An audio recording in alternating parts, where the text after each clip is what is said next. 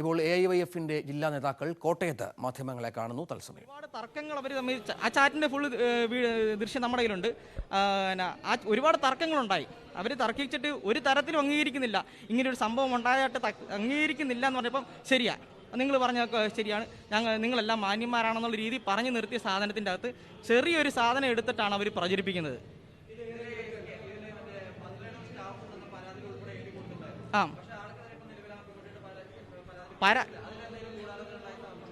പരാതിയുടെ അകത്ത് നമ്മൾ വ്യക്തമായിട്ട് കൊടുത്തിട്ടുണ്ട്. അതിൻ്റെ അകത്ത് ആളില്ല എന്നുള്ള കാര്യം നമുക്ക് അറിവില്ല. കാരണം പരാതിയുടെ അകത്തുണ്ട്. പരാതിയുടെ കോപ്പി ഞാൻ മാധ്യമങ്ങൾക്ക് ഞാൻ അയച്ചു തന്നിട്ടുള്ളതാണ്. അതിൻ്റെ അകത്ത് പരാതിയുടെ അകത്ത് പറയുന്നുണ്ട്.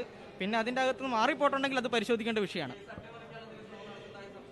ആ സംശയം ഇപ്പോൾ ഉണ്ടാകും. കാരണം വെച്ചാൽ ഇങ്ങനൊരു വിഷയത്തിനെ പ്രതിരോധിക്കാൻ വേണ്ടി വേറെ എന്ത് മാർഗ്ഗമുള്ള എന്നുള്ള കാര്യത്തിന് സാമാന്യ വ്യക്തിക്ക് നമുക്ക് പരിശോധിച്ച് നമുക്ക് മനസ്സിലാക്കാൻ സാധിക്കും.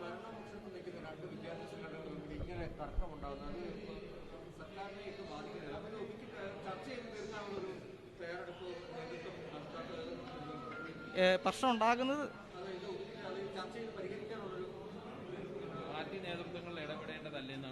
പാർട്ടി നേതൃത്വങ്ങൾ ഇടപെട്ടുണ്ട്. 2019 തോന്നുന്നു,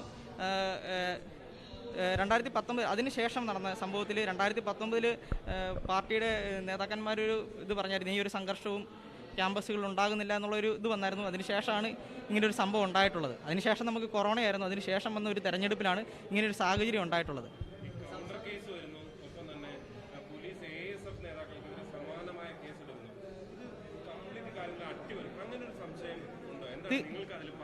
തീർച്ചയായിട്ടും ഉണ്ട്, അങ്ങനെ ഒരു സംശയമുണ്ട്. അങ്ങനെ ഒരു ഇതില്ലെങ്കിൽ വ്യക്തമായില്ല. ഇപ്പോഴാണ് നമുക്ക് ഇങ്ങനെ ഒരു വിവരം കിട്ടിയത്. അപ്പോൾ അതിൻ്റെ അകത്ത് ഇതിൻ്റെ അകത്ത് ആരാണ് ഇടപെട്ടുള്ളത്? കാരണം വെച്ചാൽ നിങ്ങൾ തന്നെ അറിഞ്ഞു, ഇന്നലെ എപ്പോഴാണ് കേസ് കൊടുത്തത് നമുക്ക് ഒരു ധാരണയില്ല ഈ വിഷയത്തെക്കുറിച്ച്.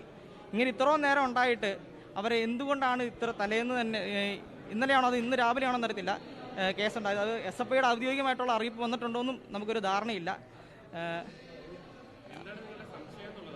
ഇതിൻ്റെ അകത്ത് കേരളത്തിലെ പോലീസിന് എന്തും ചെയ്യാൻ പറ്റുന്നുള്ള ഒരു സാധ്യത ഉണ്ടോ എന്നുള്ളതിനെക്കുറിച്ച് പരിശോധിക്കണം. കാരണം വെച്ച് കഴിഞ്ഞാൽ ഇപ്പം നിങ്ങൾ സൂചിപ്പിച്ചതാണ് നമ്മൾ അറിയുന്നത്.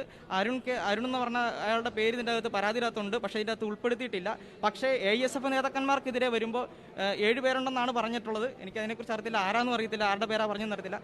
അവർക്കെതിരെയുള്ള ജാഗ്രത ധൃതി കാണിക്കുകയും അവർക്കെതിരെ ഞങ്ങൾക്കെതിരെ ആവേശം കാണിക്കുകയും മറ്റവർക്കെതിരെ അത്ര ആവേശമില്ലെങ്കിൽ അത് വലിയൊരു പിടിപ്പുകേടാണ്.